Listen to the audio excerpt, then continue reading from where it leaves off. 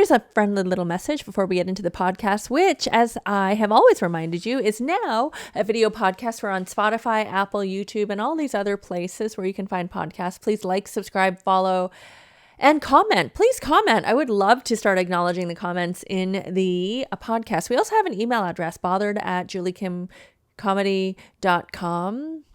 We've had some interesting feedback from some of the episodes. This episode is actually one that really comes from the heart, and I'd love to know if you have had similar experiences. So write me your comment, and please enjoy. Hello, it's me, Julie Kim. Welcome to Bothered, my little podcast about being bothered. Every week I share short stories. Living like this, I might lose it. They're mostly real situations that have happened to me. You wouldn't believe some of them. Or maybe you would. Maybe you can relate. Living like this, I might lose it. Do you hate your family? I don't. But growing up, I had one family member who consistently annoyed the fuck out of me and made my life miserable, basically, every time I saw her. And this is one of my aunts. So she would come over all the time, unannounced, which I think is pretty fucking rude, unannounced. And every time she came over, what I hated was that she would always inspect me, look me up and down, and without fail, make a comment about my looks. And 100% of the time, the comment about my looks had to do with my weight. I was an overweight child. We lived on top of my parents' convenience store. We ate fast food. We ate really good food, nutritious food that my mom made all the time. It was very good. But we also ate so much processed food from the freezer, from cans. I ate canned versions of foods before I ever realized they were real life foods. Like, beefaroni and Spam. We didn't even have Spam. We had a knockoff version of Spam, which actually I've come to understand is a Canadian version of Spam called Cam. I don't know if it's still made because I don't eat that shit anymore. But it was a childhood of eating so much shit, not sleeping well, and not being regulated. And quite frankly, I ate a lot. I would say that I ate a lot because I was fed a lot. And a lot of immigrant kids say this, or kids of immigrants say that, oh, my parents were very poor, didn't eat a lot when they were growing up, so now they overfeed us, right? And that's, again, a kind of a common thing. But I think it's a little bit more than that to a lot of us, especially to those of us who come from some cultures, including some Asian cultures where parents provide. And so their way of loving or caring is basically to feed and provide basic needs. So we were fed all the time as much as possible. Also didn't get out that much, and I wasn't that active. Anytime I tried to be active, I would get a cramp, but that's because I had always just eaten. So anyways, there was a long period of my childhood and my life actually where I have been to varying degrees overweight. And this one aunt, whenever she came over, would have to say something about it. She would walk in and I would just be sitting there or standing there and have to take this treatment of being told that I look bigger than before or a little smaller than before. There would be times where she would come right up to me and touch my belly on the front or the side.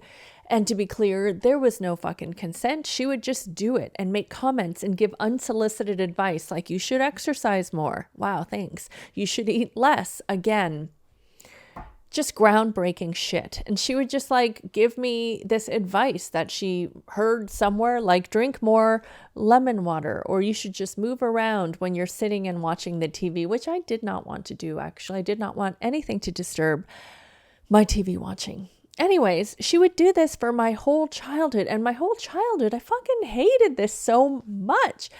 I remember one time we went to her house where we would go often for special occasions because her sons are my cousins.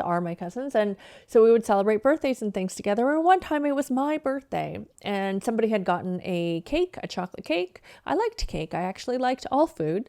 And it was my turn to go up and receive a slice. And I remember so vividly that she just looked at me.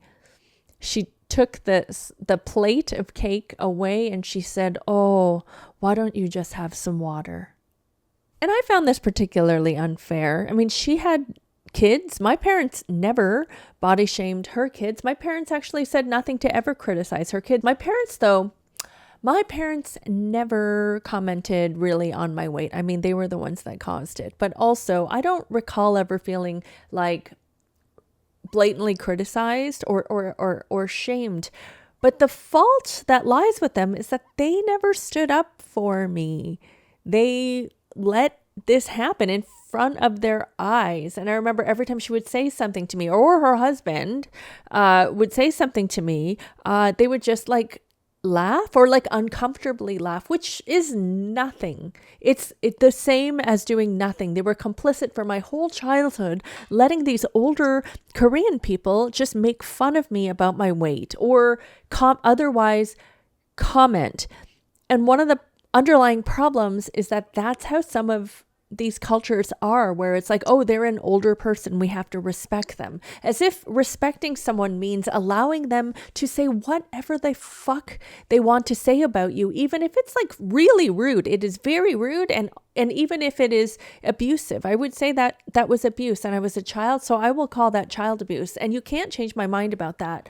Even now as an adult, I realize some people say when they become adults or parents, they will understand how hard parents had it and why they did what they did. But now that I'm a parent, I look back at that and I'm like, that was so messed up. I think more than ever that was so messed up. I would never say shit like that to my daughter. I would never say shit like that to any other child, whether in my family or not.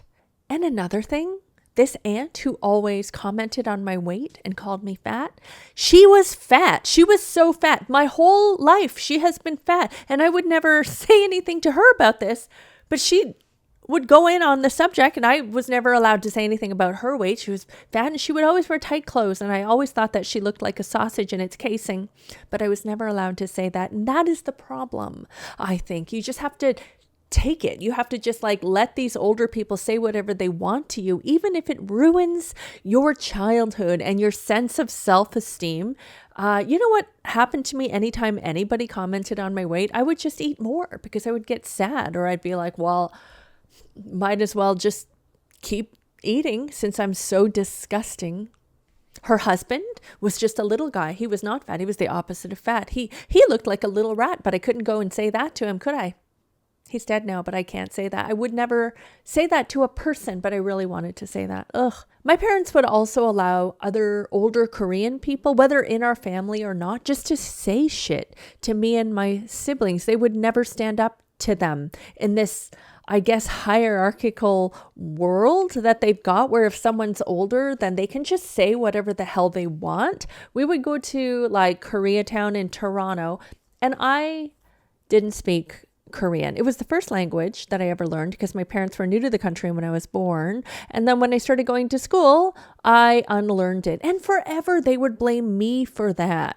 But I was the child. If they really wanted me to keep learning and keep being immersed in my culture, they could have made that happen. The lack of will, I say, is on the parents. And I say that as a parent as well. I blame myself for everything my child does wrong and right.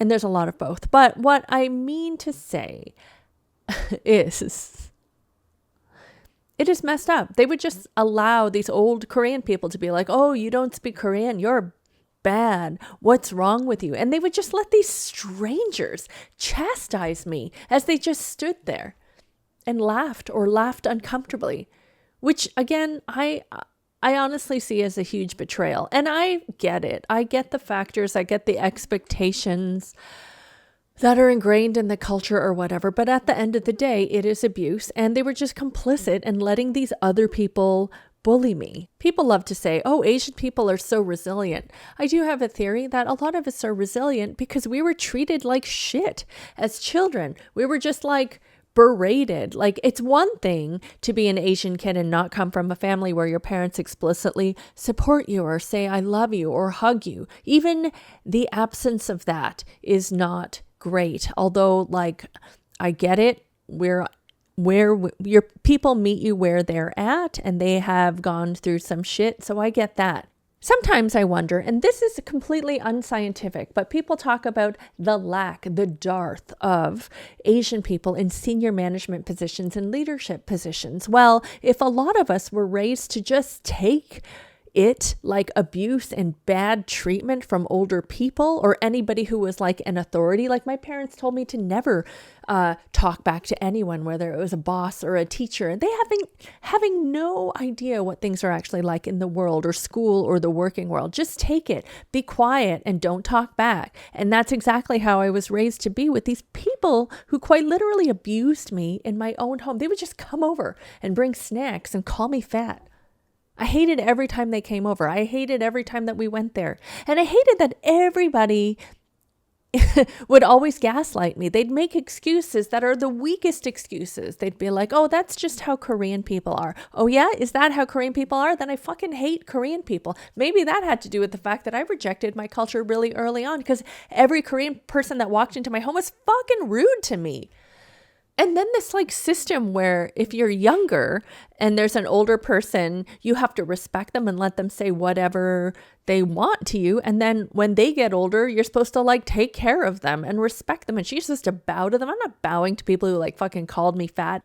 One reason for old Korean people commenting on weight all the time, which again, I hated, not only because it was personal, because it's not that important to the existence of somebody. Like comment on my character or ask me how my day is going. But that's part of the problem, is that a lot of older people in these cultures who are old school look at children as just like receptacles who you're supposed to be authoritative to and stuff. Nobody asked how I was or what my thoughts and feelings were or anything like that. I think that's why I've come to really want to do a career now where I get to actually express myself, because I could never express myself when I was younger. But every time somebody was rude, it would be like, oh, it's okay that, you know, they grew up in a war and they're used to commenting on how skinny or fat someone is because that means that that person is not healthy or healthy. And I don't see how the hell that translates at all. I don't see how the habit of looking at someone and seeing if they're healthy enough to live or be sick translates into body shaming a little girl for like her whole childhood and the excuses they would make. Even when my uncle used to say something rude, they'd be like, oh yeah, it's because he was in a war. Oh, he was in a war. Let him call you fat. How the fuck does that doesn't make any sense. And here's the thing. I am still angry about this because I have never told off these old people who have done this to me when I was a child. Part of it is the messaging that I received, right? Like some of these people, like my aunt, her coming to Canada with her husband and sponsoring my dad to come to Canada, who brought my mom. And then I was born and I got to live in this most wonderful country in the world. I will always believe that. So part of me, of course, owes my existence to this person who called me fat my whole childhood. Is it right? No, it is not. But the other part is she is now an old lady. So what am I going to do now? Go tell her off from like what she said to me when I was a child? And I actually still will comment on my weight all the time. When someone gets to be old enough that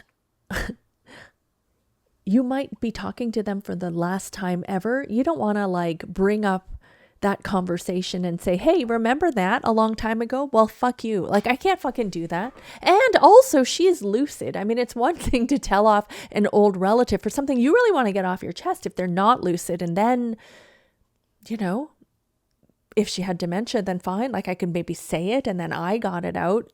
And she doesn't really know, so I can't hurt her feelings. But then how effective is that? That feels a little bit passive aggressive, almost like talking about it on a podcast.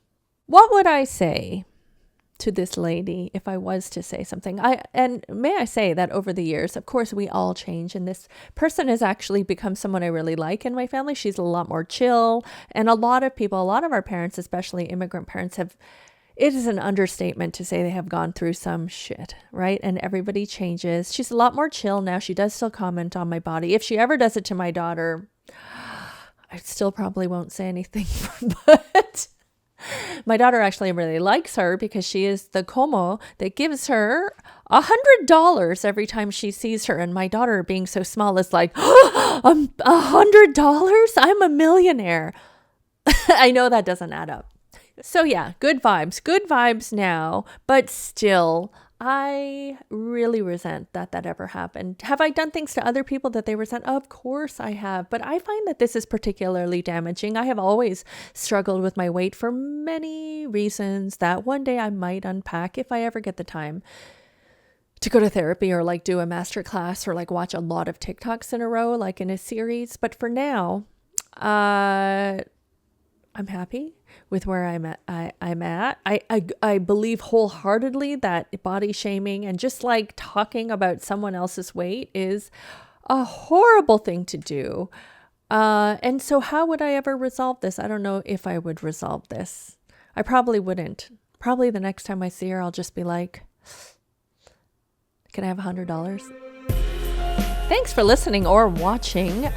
Please remember to like, subscribe, follow, and comment. I would really appreciate that. I have some dates coming up. My last Canadian show for a while is on Saturday, May the 24th at the Vogue Theatre. It's going to be a big party with a DJ and a few other acts and some giveaways. It's going to be so much fun, but also stressful for me before the show, but then after the show, so amazing. And then I'm going to do a few dates in the United States, including June 6th at the Pasadena Ice House, June 19th in West Nyack, New York, and then June 21st at the West Side Comedy Club. And I've got a lot more coming up.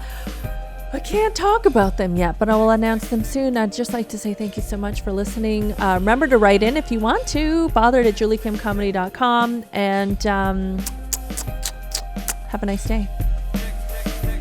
Living like this, I might lose it.